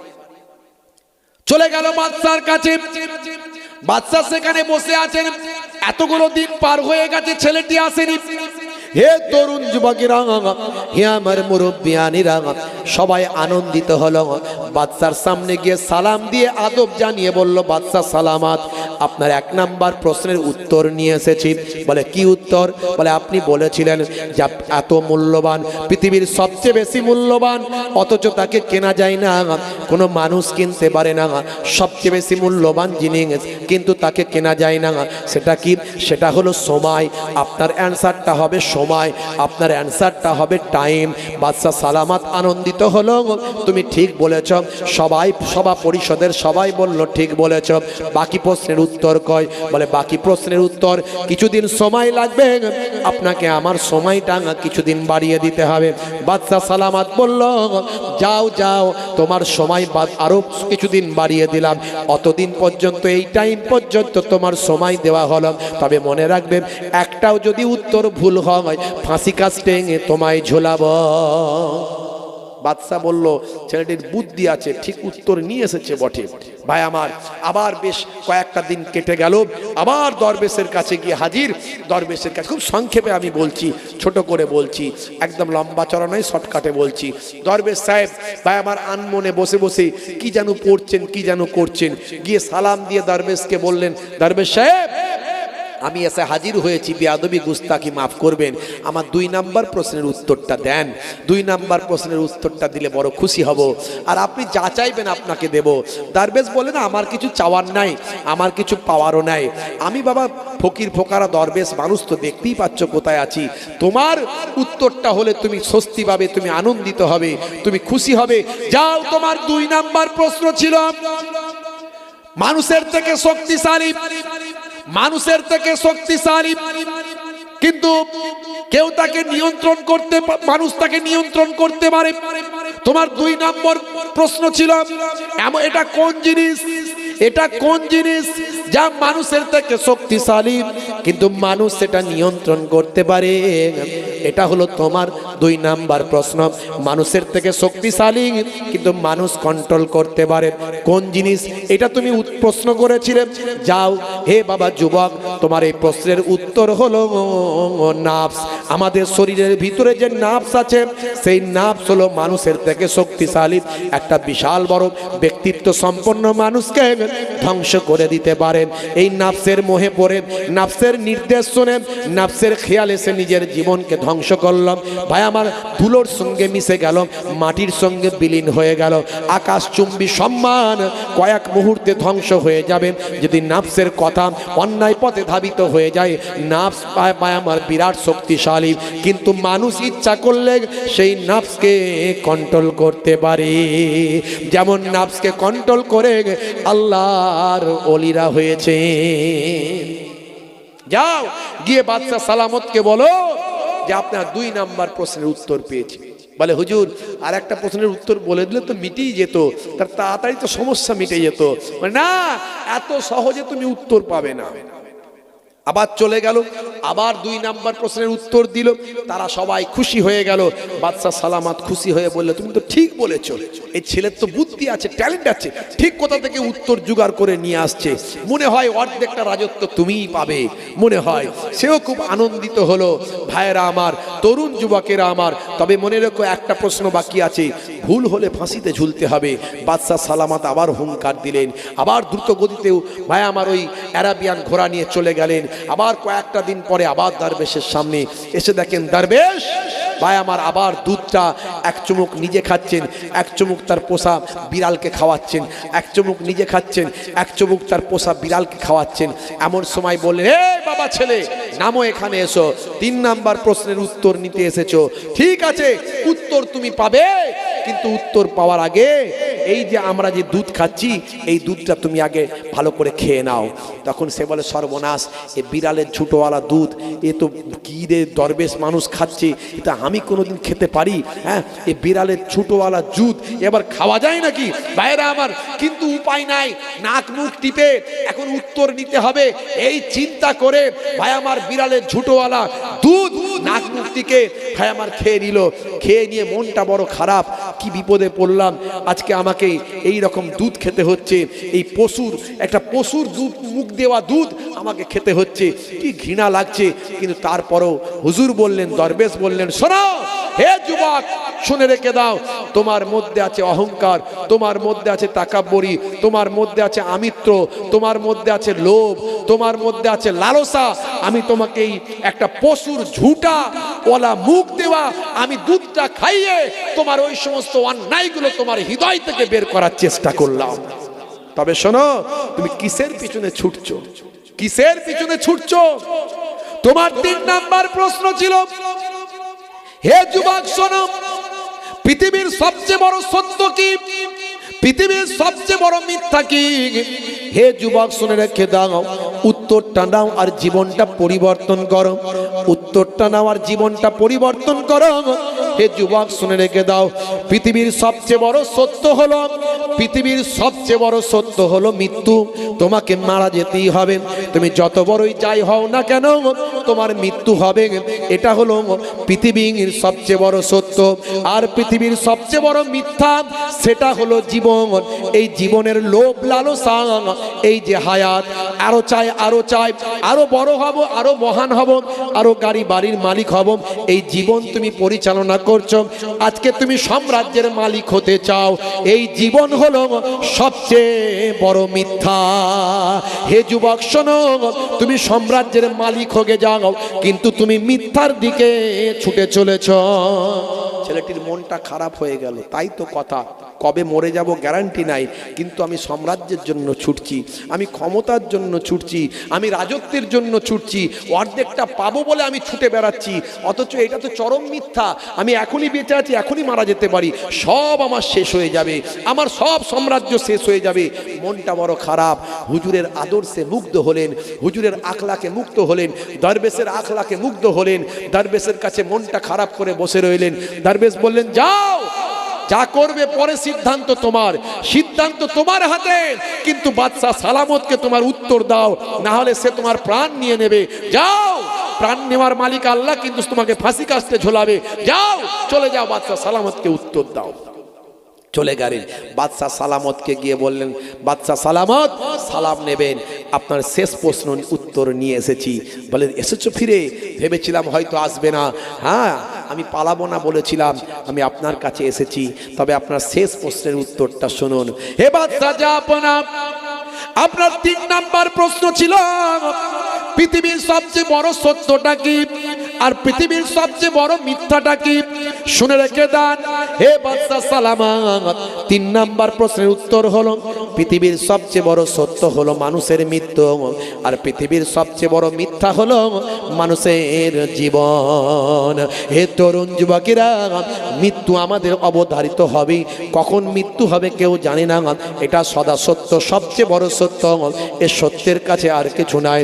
আর সবচেয়ে বড় মিথ্যা, মানুষ জীবন নিয়ে সবসময় ব্যস্ত থাকে, জীবনের মোহে মানুষ ছুটে বেড়ায়, জীবনের মোহে মানুষ মরীচিকার মতো দৌড়ায়, জীবনকে সুন্দর করার জন্য মানুষ কত না কত কিছু করে, এটাই হলো সবচেয়ে বড় মিথ্যা।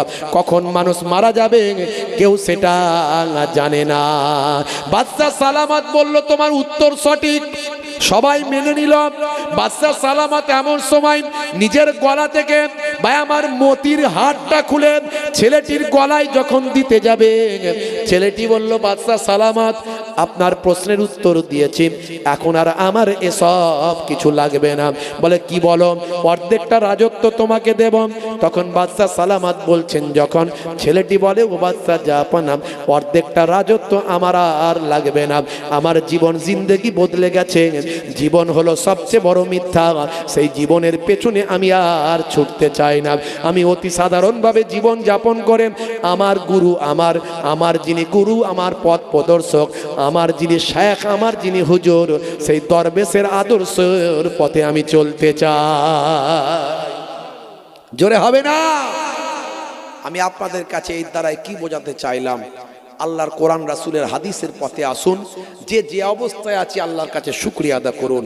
লোভ, লালসা, অহংকার, তাকাব্বুরি এসব থেকে দূরে থাকুন। আদর্শ মানুষ হন, আল্লাহ আল্লাহ করুন, আল্লাহর নির্দেশের পথে চলুন, জীবনটা ধন্য হয়ে যাবে। আমার আল্লাহ আপনাকে আমাকে কবুল ও মঞ্জুর করে নেবেন। পৃথিবীর মানুষ স্যালুট করবে, আর মারা যাওয়ার পরে ফারিস্তারা স্যালুট করবে। জোরে বলুন সুবহানাল্লাহ। জোরে হবে। खालिक मालिक अल्लाह है, बस अल्लाह है। सारे निज़ाम हस्ती बोलो किसका है,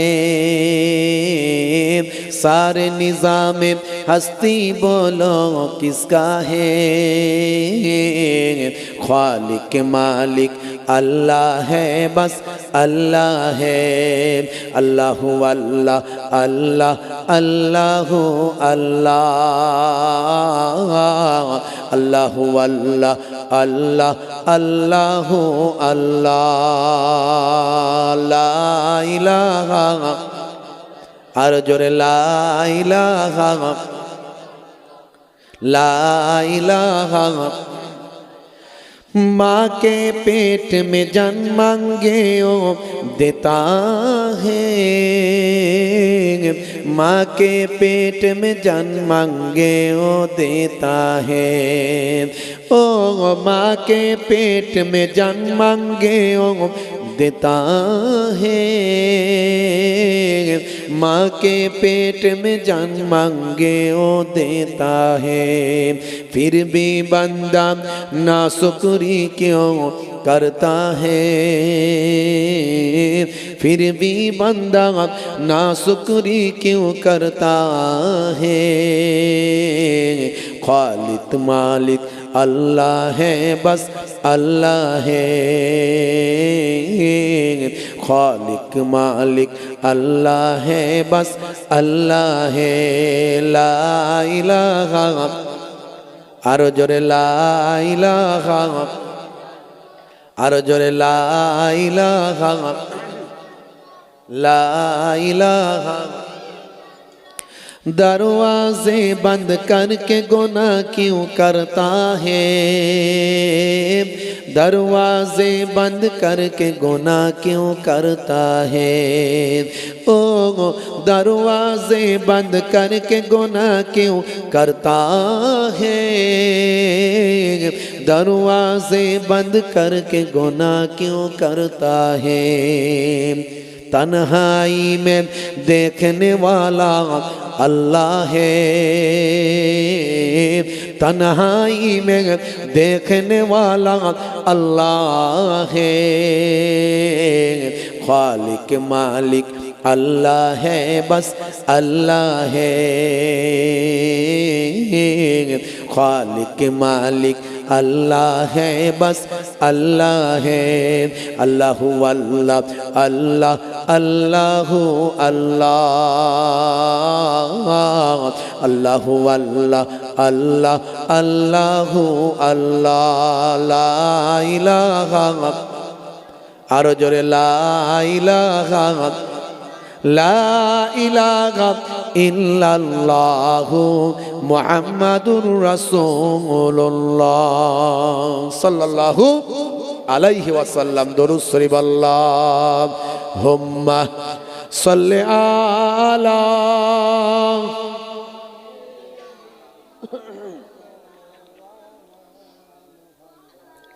व अला आलिहि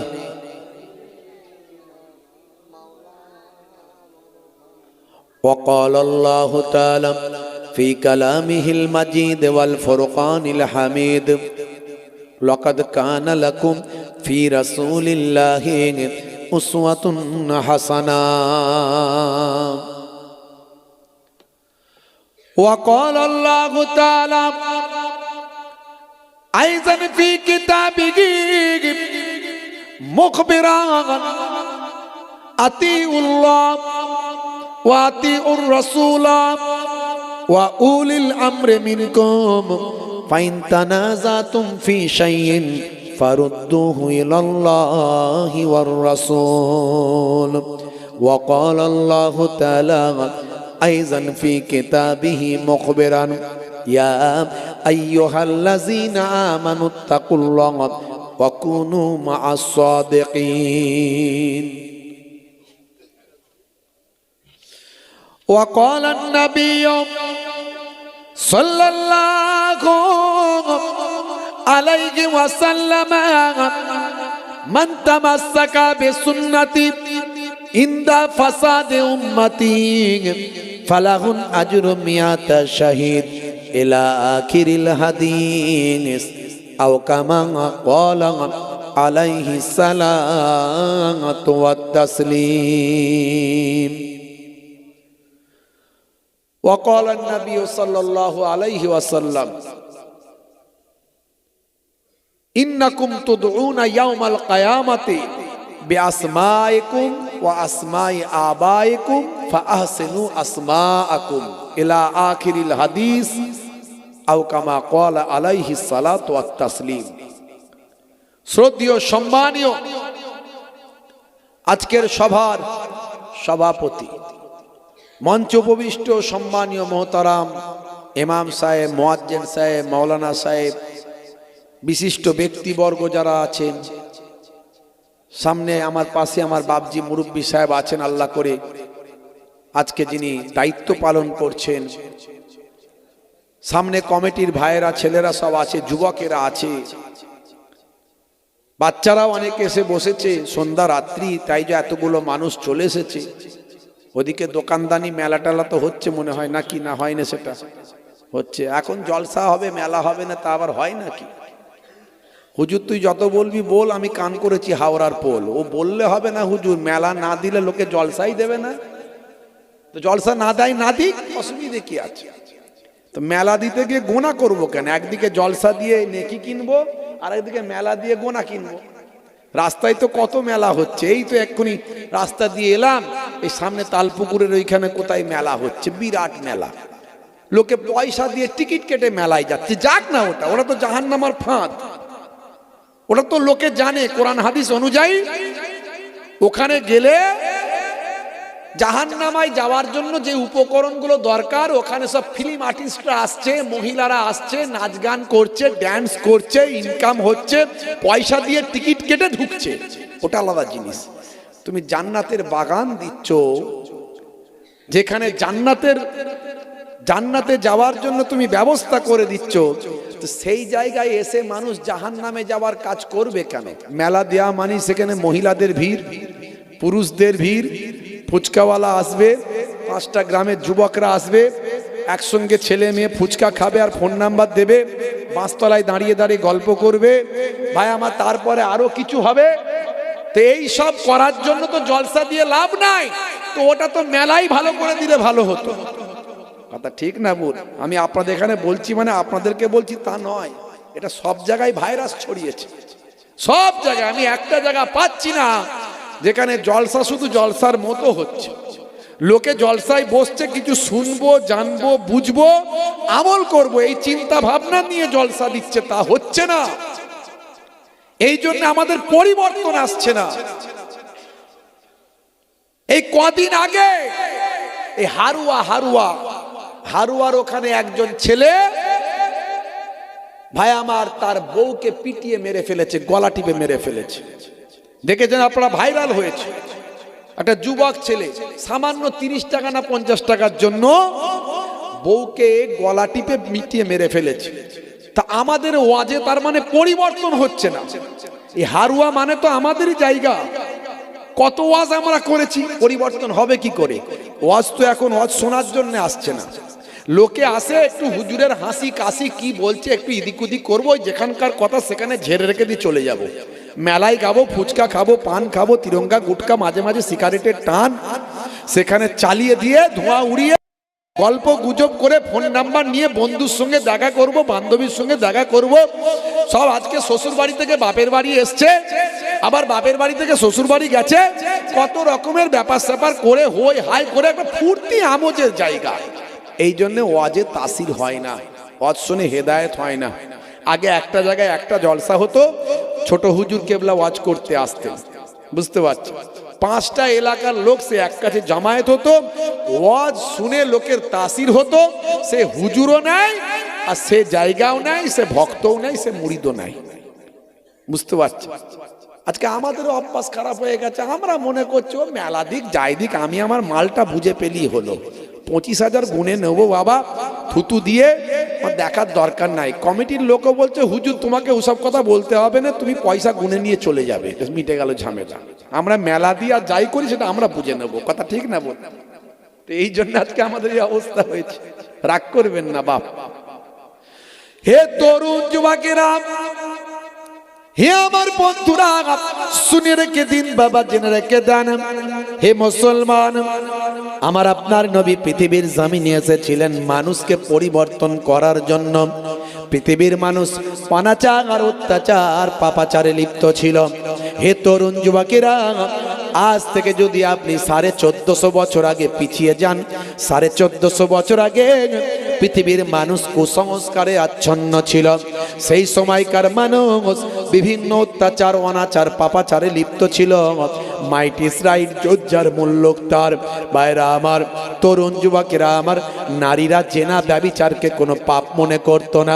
একজন নারী অসংখ্য পুরুষে আসক্ত থাকত, একজন পুরুষ অসংখ্য নারীতে আসক্ত থাকত, তারা এটাকে পাপ মনে করত না।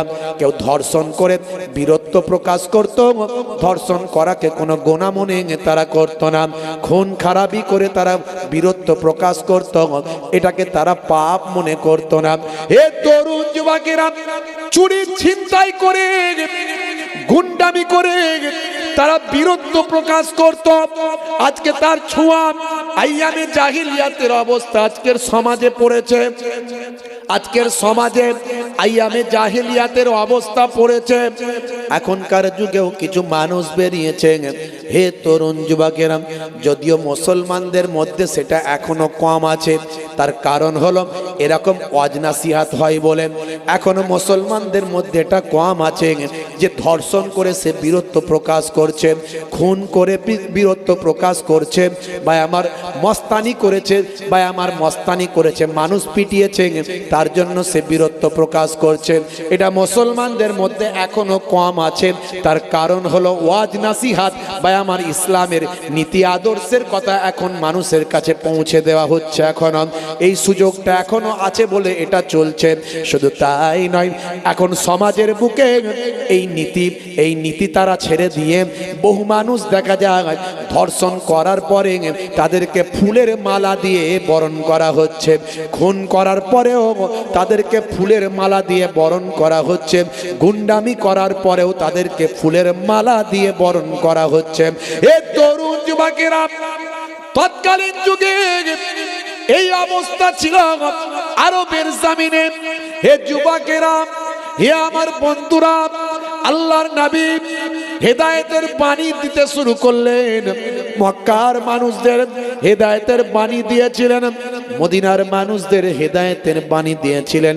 হে যুবকেরা, হে আমার মুরব্বিয়ানেরা, শুনে রেখে দিন বাবা, আল্লাহর নবী বললেন, হে মক্কার মানুষ, হে দুনিয়ার মানুষ, হে মদিনার মানুষ, তোমরা যে অন্যায়গুলো করছো করো না, এগুলো ইসলামে নিষেধ। আমার আল্লাহ এগুলো নারাজ। মানুষ হিসাবে সবাই সমান, মানুষকে ভালোবাসো, মানুষকে কষ্ট দিও না, নারীদের সম্মান করো, নারীদের ইজ্জত করো, নারীদের সঙ্গে খারাপ আচরণ করো না, নারীদের সঙ্গে খারাপ ব্যবহার করো না। ধর্ষণ জেনা ব্যভিচার করলে মহাপাপ হবে, এটা জঘন্য পথ। কোরআন মাজিদে আমার আল্লাহ বানি ইসরাইলের মধ্যে সূরা বানি ইসরাইলের 32 নম্বর আয়াতে বললেন, হে তরুণ যুবকেরা, আল্লাহর নবী শুনিয়ে দিলেন যাও যাও, আল্লাহ নবী শুনিয়ে দিলেন, এই দুনিয়ার মানুষ শোনো, আমার আল্লাহ জানিয়ে দিয়েছেন লা তাকরাবুজ জিনা, তোমরা জিনার ধারে কাছে যেও না, ইন্নাহু কানা ফাহিশাতান, নিশ্চয় জিনা হলো জঘন্য কাজ, জিনা হলো নিশ্চয় জঘন্য কাজ, ওয়াসা সাবিলা, এটা হলো পাপের রাস্তা, এটা হলো অন্যায়ের রাস্তা, তোমরা না না জিনা ব্যভিচারের মধ্যে তোমরা লিপ্ত হয়ো না। হে তরুণ যুবকেরা, বন্ধুরা আমার শোনেন, আল্লাহর নবী বললেন মদ খাওয়া আল্লাহ হারাম করেছেন। হে মদিনার মানুষ, হে মক্কার মানুষ, মদ পান করো না, মদ খাওয়া আমার আল্লাহ হারাম করেছেন। আমার আল্লাহ তাআলার কোরআনের আয়াতটা নবী জানিয়ে দিলেন, ইন্নামাল খামরু ওয়াল মাইসিরু ওয়াল আনসাব ওয়াল আজলামু রিজসুম মিন আমালিশ শাইতান। খেও না বাবা, খেও না, মদ খেও না, মদ খাওয়া হলো শয়তানের কাজ। নবী আমার এই কথা যখন বলতে লাগলেন, মদিনার মানুষগুলো মদের ড্রামগুলো বাড়ি থেকে বের করে দোকান থেকে নিয়ে এসে মদিনার রাস্তায় ফেলে দিল। মদিনার রাস্তা ভিজে গেল, যেন মনে হলো আকাশ থেকে পানি হয়েছে। আল্লাহর নবীর এক কথায় তাদের জীবন জিন্দেগি পাল্টে গিয়েছিল। জোরে হবে না? এখন মুসলমান ভাবুন তো একটুখানি, এখনকার ছেলেরা মিলাদুন নবীতেও যায়, ওয়াজও শোনে, আবার রাত্রে 9টা বাজলে 3-4 বন্ধু মিলে আপনার এই ভেবিয়া চৌমাথায় গিয়ে, তালপুকুর মার্কেটে গিয়ে সোপের সামনে হাতটা গলিয়ে দিয়ে বলে, কাকা একটা লাল পানির বোতল চাই। বাঁশবাগানের ঝাড়ে, নদীর পাড়ে, পুকুরের ধারে 3-4 বন্ধু মিলে যুক্তি করে মুরগির কষা, চানাচুর ভাজা দিয়ে খায়। আবার খাবার সময় বলে, জানিস না হুজুররা বলে কিছু খেলে বিসমিল্লাহ বলতে হয়। বিসমিল্লাহ বলেছিস? খাচ্ছে মদ, বেটা বলছে বিসমিল্লাহ বলে খা। বুঝতে পারছেন ভাইরা আমার, তরুণ যুবকেরা আমার? আবার যদি কেউ বলে, হ্যাঁ রে শুনলাম নাকি তুই মদ খেয়েছিস, মদ কে বললো মদ খেয়ে? মেডিকেল জুস বল, মেডিকেল জুস, ডাক্তার খেতে বলেছে, শরীর স্বাস্থ্য ভালো হবে। এসব মদ নাকি? সব দেখছিস না কত শোরুমে বিক্রি হয়, সব গ্রিল লাগানো, শাটার লাগানো, হাইফাই দোকানে, স্ট্যান্ডার্ড সব লাইটিং করা, সেখানে ওটা মদ নাকি? মদ তো সেই নদীর গাবালে তৈরি হতো, আগুন দিয়ে পুড়িয়ে পচিয়ে এইসব করে, ওগুলো বলে মদ। এটা হচ্ছে মেডিকেল জুস বল, ভালো ভাষায় বল, মডার্ন নাম, এটা মডার্ন নাম, এটা মদ বলে না, এটা মেডিকেল জুস বলে। বুঝতে পারছো ভাইরা আমার? আখেরি জামানা, কায়ামতের আলামত, এগুলো সব কায়ামতের আলামত। তোমার বুকে রাখো আল্লাহরই ভয়, আসবে না কোনো দিন কোনো পরাজয়, আসবে না কোনো দিন কোনো পরাজয়। জোরে হবে না সুবহানাল্লাহ? আমাকে লাগবে না, আপনি মুরব্বী মানুষ, আপনারই কে সেবা করে, আপনি আমার সেবা করছেন। ভালো আরাম করে দরুদ শরীফ আল্লাহুম্মা।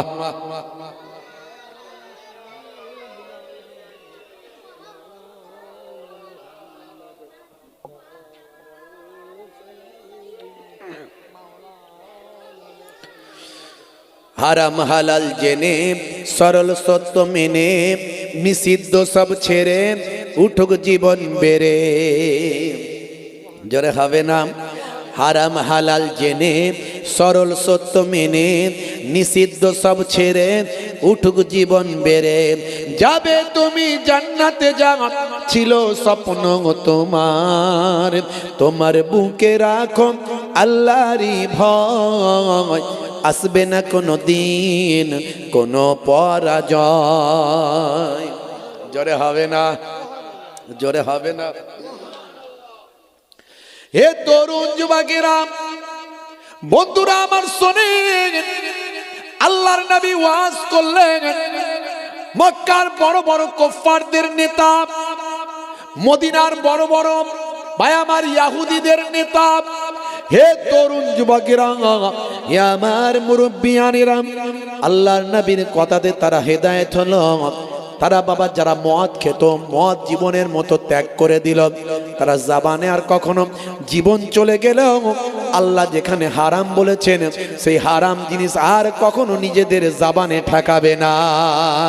যারা জেনা ব্যভিচার করতো তারা জেনা ব্যভিচার করা বন্ধ করে এখন নারীর সতীত্ব কিভাবে রক্ষা করা যায়, নারী সম্মান কেমন করে করা যায়, নারীর ইজ্জত নারীকে কিভাবে রক্ষা করা যায়, নারীর মর্যাদা কেমন করে দেওয়া যায়, নারী হেফাজতের দায়িত্বটা তারা গ্রহণ করেছিল।